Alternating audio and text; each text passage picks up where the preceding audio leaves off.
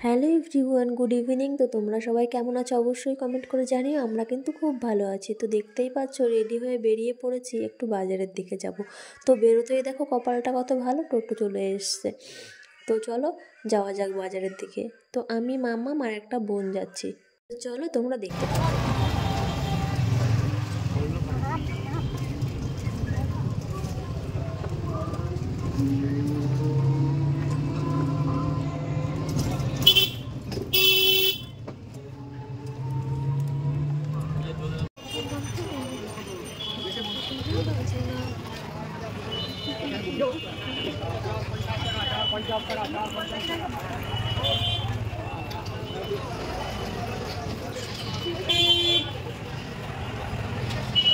তোমরা কি দেখতে পাচ্ছ চারিদিকে শুধু রঙের দোকান? যেহেতু 3 দিন বাদেই ছিল রং খেলা, আর বাজারে না বেশ ভিড়।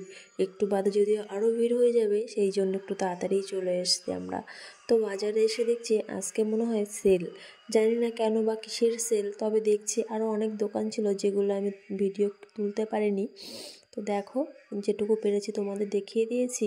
অনেক কিছু ছিল এখানে, কসমেটিক্স, চটি থেকে শুরু করে জামা, শাড়ি সব কিছু ছিল। বাজারের কাজ মোটামুটি তো কমপ্লিট। তো ভাবলাম একটু অনেকদিন খাওয়া হয় না সেদ্ধ ছোলা মাখা, তো আমি আর বোনটা খেয়ে নিলাম। তো মাম্মাম তো খাবে না, তো সেই জন্য আমরা দুজনেই নিয়েছি। যেহেতু এটাতে ঝাল দেওয়া ছিল, তবুও ওকে বলেছিলাম যে বাবা তুই একটু খা ঝাল ছাড়া, তো খাবে না। তো দেখো এখানে আমিও খাচ্ছিলাম আর টোটোর জন্য ওয়েট করছিলাম। টোটো চলে আসলে হয়তো আর খাওয়াটা হতো না। তো যেহেতু টোটো আসতে লেট করলো, সেই জন্য একটু খাওয়া দাওয়া করে নিলাম।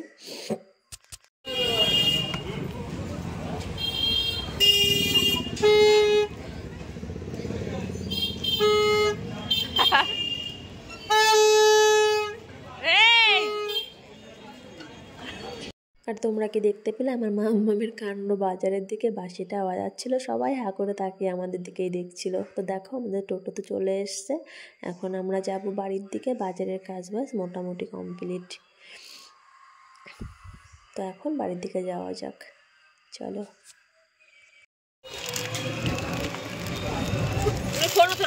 ভালো হচ্ছে, ফোন করে চলে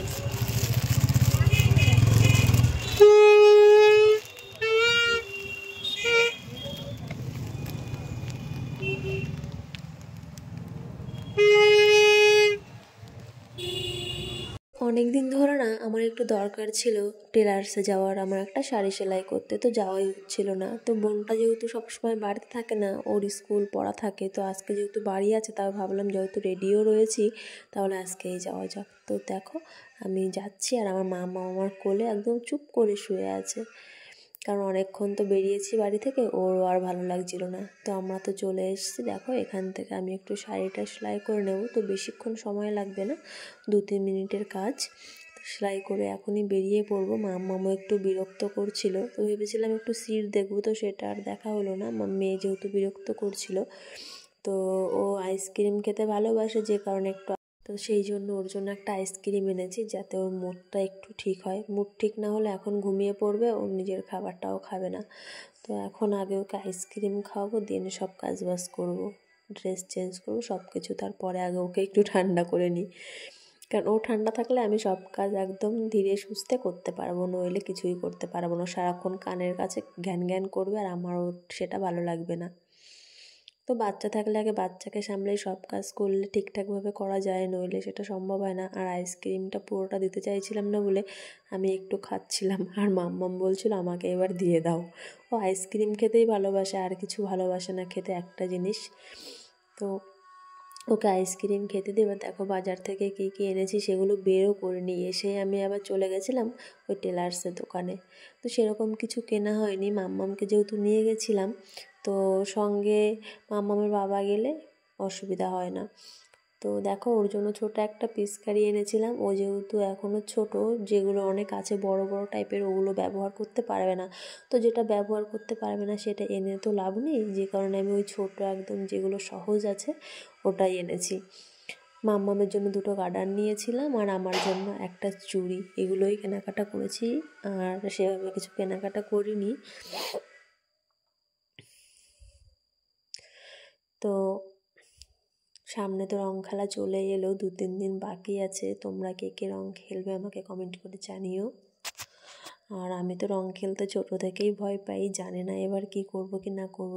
যদিও এখন কেউ রংটা খুব একটা খেলে না, এখন সবাই কিন্তু মানে আবির খেলে, তো আবির খেলাটা বেশ ভালোই লাগে। দেখো তারপর অনেকটা সময় পার হয়ে গেছে, ভিডিও করতে পারিনি। আমি একটু ফেসবুকে লাইভ অন ছিলাম যে কারণে। তো আমি 1 কাপ চা বানিয়ে নিয়েছি, আমার ভালো লাগছে না, একটু খিদে পেয়েছে আর একদিকে ঘুমও। তো চা খেয়ে ভাবছি যে যদি একটু এনার্জি পাই। তো অনেকটা চা করেছি, এই জন্য বড় কাপে নিয়েছি। আর মাম্মামকে দিয়েছি একটু খই খেতে, তো খইটা তো খায়নি, মানে চারিদিকে ছড়িয়ে ছিটিয়ে রেখেছে। শুধু বায়না ছাড়া কিছুই না। আর চোখের দেখা যাকে বলে, মানে চোখে দেখলে ওটা আমাকে দাও, কিন্তু কিছুই খাবে না। তো চাটা খেয়ে একটু ভালো লাগছিলো। আর এই যে মাম্মাম দেখো সব ফেলে দিয়েছে, এখন এখান থেকে কি করব, খুঁটে এখন আমি খাবো।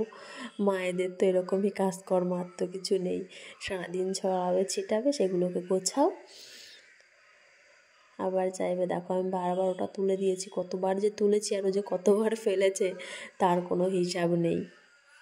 আর আমার গলাটা মনে হয় একটু ভারী লাগছে, কারণ আমি অনেক রাতে ভয়েস ওভারটা দিচ্ছি আর একটু ঠান্ডা লেগেছে। আমার না ঠান্ডা মনে হয় সারা জীবন লেগেই থাকে, আমার একদম ভালো লাগে না এই ঠান্ডা, এই ঠিক হয়ে যায় বুঝতে পারি না কিছুই।